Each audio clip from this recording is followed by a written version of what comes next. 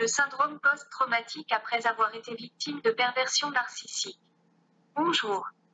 Je vais aborder ici le thème du traumatisme dû à la violence psychique reçue.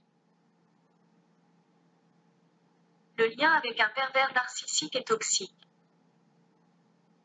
Ce lien n'est pas structurant. Il est traumatique, c'est-à-dire qu'il choque le psychisme et qu'il y laisse une trace, en modifiant plus ou moins son fonctionnement. Cette trace est visible sur le cerveau lui-même. Bien entendu, l'étendue des dégâts dépend de plusieurs facteurs comme la durée d'exposition par exemple, si l'on a été victime pendant des années par exemple, et de manière continue, ou bien très ponctuellement. La période d'exposition également, un traumatisme subi durant l'enfance, quand on est en plein développement, aura plus de conséquences comme on peut facilement l'imaginer. Heureusement, les travaux les plus récents en neurosciences tendent à montrer que rien n'est irréversible, grâce à la plasticité du cerveau. Qu'est-ce que la plasticité du cerveau ? Il s'agit de sa capacité à s'adapter à toute nouvelle condition pour conserver toutes ses fonctions, en cas de dommage. C'est d'ailleurs la position du neuropsychiatre Boris Cyrulnik qui a donné un nom à ce processus de dépassement du traumatisme. Il parle de résilience.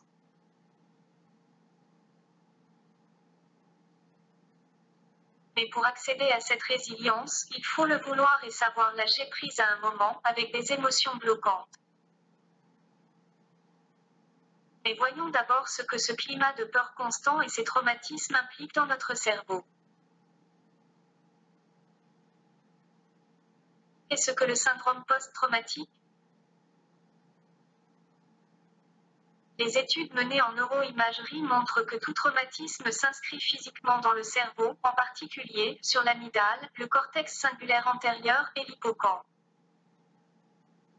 Cela expliquerait des symptômes tels que l'hypervigilance, les sursauts, cauchemars, par exemple, mais aussi les problèmes de mémoire immédiate, ou encore la difficulté à expliquer ce qui a été réellement vécu. Les travaux développés par Joseph Ledoux dans son ouvrage « Le cerveau des émotions » vont dans ce sens. Arrêtons-nous un instant sur deux de ces trois régions du cerveau, spécifiques des émotions, dans l'état actuel des connaissances. L'amygdale. Les résultats obtenus jusqu'ici tendent à montrer que l'amygdale serait hyperactivée chez des personnes souffrant de syndrome post-traumatique comparé à des participants sains. Ceci pourrait expliquer les réactions de sursaut, les souvenirs intrusifs ainsi que l'état d'hypervigilance constante.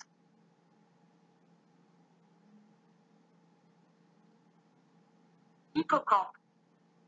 Plusieurs études de neuroimagerie structurelle ont examiné le volume de l'hippocampe chez des personnes atteintes de stress post-traumatique. Ces études ont révélé que le volume de l'hippocampe est souvent plus petit chez des personnes souffrant de syndrome post-traumatique, lorsqu'il est comparé à celui d'autres personnes, principalement des personnes n'ayant jamais été exposées à un événement traumatique. Les difficultés à se souvenir d'éléments de la vie courante, comme les éléments d'une liste d'épicerie, des numéros de téléphone ou la difficulté à se souvenir ou à raconter certains aspects de l'événement traumatique sous forme d'un récit cohérent, sont aussi signalés. C'est pourquoi on admet aujourd'hui qu'il est possible de se sortir d'un traumatisme. Le fait que les grandes peurs et angoisses vécues laissent des traces physiques sur notre cerveau, montre la gravité de la violence psychologique sur l'être humain. Mais elle ne doit pas nous faire croire en une fatalité ou en une irréversibilité.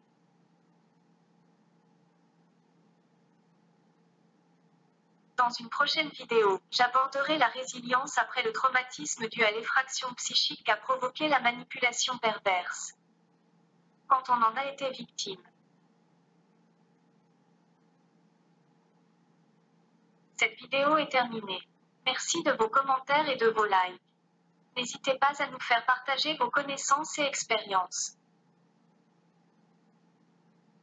En attendant, à très bientôt pour une prochaine.